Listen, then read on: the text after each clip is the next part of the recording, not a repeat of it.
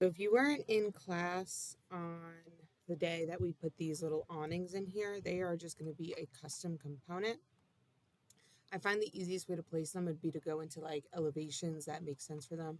So for this one, I'm going to double click on the south elevation, and then I'm going to click on the little arrow underneath the regular component tool and say I'd like to model one in place. I've mentioned before that here, like I prefer just to do a generic component. I find that the easiest one. And then I'm going to just name mine awning. The name really has no effect on how it functions.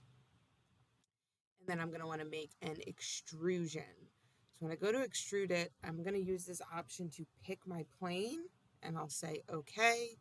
And then this wall here, I want highlighted blue. So that's going to be the plane that I draw these on. Um, my next step then is I'm going to use the pick line tool to just select the 3 lines that are surrounding my awning here. And then my step after that would be I'm going to offset those lines. So I'm going to go into the offset option, which is up here, or keyboard shortcut OF. I'm going to just put 3 copies around there. Before I can make this extrusion, I do have to close it up on these ends. So I'm going to click on this little line and close here as well as here. And then a good idea would be to type in how large we want this extrusion to be beforehand. So I want 4 feet in total, and then I'll hit the green check. We go look at it 3D, we can see our awning there, and then we'd have to hit the green check again to finish it. And then we would do the same thing here on the east wall. So I'm going to double click on my east elevation. I'm going to go back into the regular component tool and say model in place. I'll call it a generic one again. I just find the generic ones easiest to work with. Awning 2, do an extrusion, pick a plane. This wall would be my plane for this one.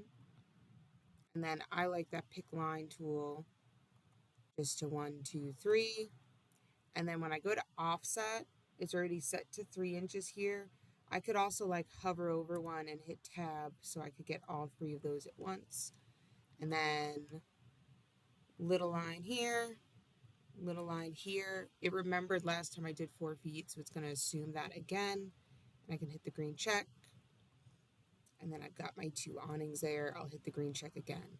The other way you could go about this awning is if I delete that one and I just go into my, let's go into level 2. It's maybe not level 2 because I've already hidden it here. I'll go into level 1 still. I can click on it. Is I can make like a copy of this. And then after I make my copy of it over here, I could use the rotate tool to spin it and then like move it into place. So when I go to move it, I'm going to orbit around a little.